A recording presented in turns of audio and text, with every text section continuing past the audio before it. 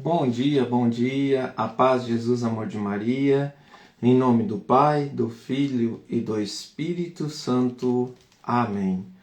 Proclamação do Evangelho de Jesus Cristo segundo João, capítulo 3, do versículo 31 ao versículo 36. O que vem lá de cima é superior a todos. O que vem da terra é da terra, e terrestre é a sua linguagem. O que vem do céu é superior a todos. Ele testifica o que viu e ouviu, mas quase ninguém recebe o seu testemunho. O que recebe o seu testemunho certifica que Deus é verdadeiro. Aquele a quem Deus enviou fala palavras de Deus, porque Deus não lhe dá o Espírito por medida. O Pai ama o Filho e pôs todas as coisas na sua mão. O que crê no Filho tem a vida eterna. O que, porém, não crê no Filho não verá vida, mas sobre ele pesa a ira de Deus. Palavras da salvação. Glória a vós, Senhor. Queridos irmãos, a palavra hoje vem nos trazer um direcionamento que nós ouvimos sempre, que a palavra de Deus é a luz entre as trevas, entre a escuridão, é um direcionamento para todo ser humano, a presença do nosso Senhor Jesus, como a gente está vendo no catecismo, né, que ele era verdadeiro Deus, verdadeiro homem, e ele, aquele que acolhe a sua palavra, aquele que acolhe o seu direcionamento, ele que crê nele tem a vida eterna. E a pergunta do nosso Lectio Divino hoje, ela vai ser direcionada nesse termo: vivo de acordo com a palavra de Deus? Será que eu coloco em prática aquilo que Deus me pede? Quando eu ouço uma homilia do Padre na Santa Missa, quando eu ouço dizer que eu tenho que pedir perdão, perdoar, quando eu devo sim viver os mandamentos de Deus, a obediência, amar a Deus em primeiro lugar, amar a Deus sobre todas as coisas, não tomar seu santo nome em vão, né? Brincar com as coisas de Deus, vamos lá, honrar pai e mãe, né? Então, assim, será que eu vivo esse mover de Deus na minha vida junto com Jesus? A cada dia que nós fazemos aqui o Lectio Divino, que é trazendo a palavra de Deus para a nossa vida, hoje Jesus nos pede justamente isso, que a gente tenha esse discernimento de colocar em prática a palavra dele. Mas e se eu rejeito a palavra? Será que eu absorvo sobre mim a ira de Deus? Queridos irmãos, que a gente possa compreender assim. Eu sempre falo aqui para minha família, e a gente aprendeu isso na prática. Às vezes está acontecendo muitas coisas com a gente, adversas, dificuldades, provações, dificuldades. Mas com Deus a gente consegue passar por elas, certo? Então o que acontece? O mundo, ele transpira essa ira, essa raiva, a inveja, né? O pecado. Porque o pecado foi adentrado através do anjo, né? Onde que ele decai do céu por inveja. Então todo o pecado, ele vem trazendo para nós as consequências. É o que aconteceu no paraíso, quando não fala para Adão e Eva, a serpente, o que aconteceria se eles quisessem ser como Deus, né? É a desobediência. Então quando a gente desobedece a Deus, o que aconteceu com o homem no paraíso? Afastou de Deus, ele sentiu vergonha, ele se esconde. E o inferno é a ausência de Deus. Então, talvez eu esteja vivendo esse inferno aqui na Terra sem eu perceber. Por quê? Eu começo a me afastar de Deus quando eu começo a tomar as minhas práticas diárias, ficar somente envolvido nas coisas deste mundo, deixa as coisas de Deus para um lado, deixa uma pregação, deixa uma música abençoada de Deus, né? Coloca aquelas músicas que ofende o coração, ofende a alma, já polui a mente, né? Já polui o coração. Então, assim, tudo isso a gente tem que perceber que quando eu tomo essa atitude, essa escolha, que eu rejeito a verdade que vem de Deus, eu rejeito a presença de Deus. E quando é a ausência de Deus, o que acontece? Talvez você não acolher a graça, você acolhe a desgraça, né? Porque eu não quero a verdade que vem de Deus. Então tem aqueles que rejeitam a palavra, que rejeitam a Deus, sem sabedoria do que ele está rejeitando. Como a gente acabou de dizer, sem o conhecimento do que é rejeitar a Deus. Mas tem aqueles que rejeitam o consciente, aqueles que já tiveram experiência com Deus, aqueles que já sabem o que é pecado e conscientemente rejeitam a Deus. Não, eu não quero ter essa vida com Deus, eu não quero mais comungar, Eu quero viver aqui a minha vida, eu não quero saber mais de ir na missa. Por quê? Porque eu não posso comungar, então não vou mais à missa. Querido irmão, não permita que isso aconteça já no teu coração. Já começa ali uma rejeição. Por quê? Porque eu estou rejeitando uma verdade que eu vou ouvir lá. Porque eu não quero estar na presença de Deus. Ah, não, seguir a Deus é muito difícil, é muito chato, cheio de cobranças, cheio de normas, é cheio de regras.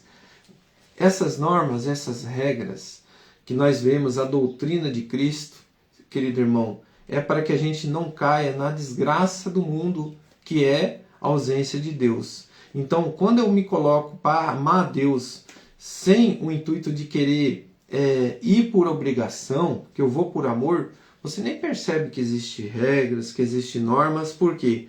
Porque você se sente agraciado por essas palavras, você se sente amado pelos cuidados de Deus, você consegue enxergar que tudo isso que Deus coloca para nós não são regras, não são peso, e sim é um alívio, porque se você está com o teu fardo pesado, vem a mim e divide comigo, porque a doutrina não é pesada, a minha doutrina não é pesada. Jesus diz isso na palavra dele. Então, assim, quando você se torna pesado das coisas de Deus, é porque você precisa se libertar das coisas do mundo, do pecado, e aderir, se unir a Cristo. De que forma? Amando estar na presença dele. Como é bom a gente fechar os olhos, irmão, e sentir a presença de Deus. Como é bom você fechar os seus olhos no silêncio do dia. Não tire o tempo para Deus, o que sobra, como eu vi esses dias. Tira o primeiro tempo para Deus. É nesse silêncio da manhã, da madrugada. Respire o ar puro da presença de Deus no silêncio. Fique com Ele, escute a palavra, medite, coloque em prática na tua vida. Como que eu agi ontem? Como que eu poderia agir hoje? Ah, eu errei ontem desta forma. Eu fiquei mais tempo no celular que fiquei conversando com a minha família. Eu preciso mudar isso. Isso não está certo. Eu tenho que largar esse celular de lado e mudar um pouco essa atitude. Porque o amor de Deus é vivido e não só falado. O amor de Deus é expressado, é nos pequenos gestos, na atitude, irmão e irmã. É naquele momento que a tua esposa, teu esposo, teu filho, teu pai precisou de você de uma atenção e você negou. É nesse momento que é expressado o amor de Deus. É nesse momento que é expressado. Ah, então eu não posso mais fazer isso, eu tenho que melhorar isso. Quando querer conversar comigo, eu tenho que largar o que eu estou fazendo e falar, eu estou aqui.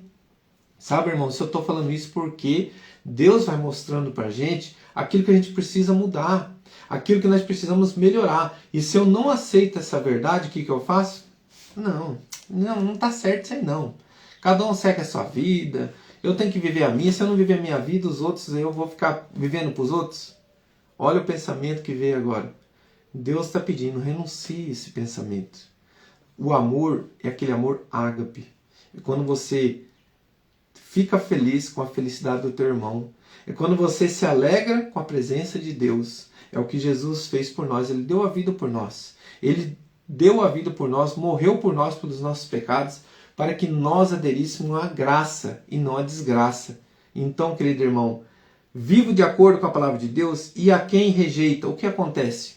Acontece a ausência de Deus, acontece a desgraça, acontece as coisas ruins, mas não porque Deus permite. Você quer? A ira de Deus é assim. Você quer, meu filho? Faça. Eu podia ter te livrado com testemunhos, com ensinamentos, mas se você adere a estar lá naquele local e você quer viver isso, o Pai não vai te proibir.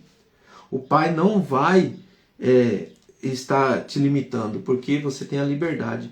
Mas que você saiba que, diante de todo o mal, depois não vem dizer, por que aconteceu isso comigo? Deus está me castigando.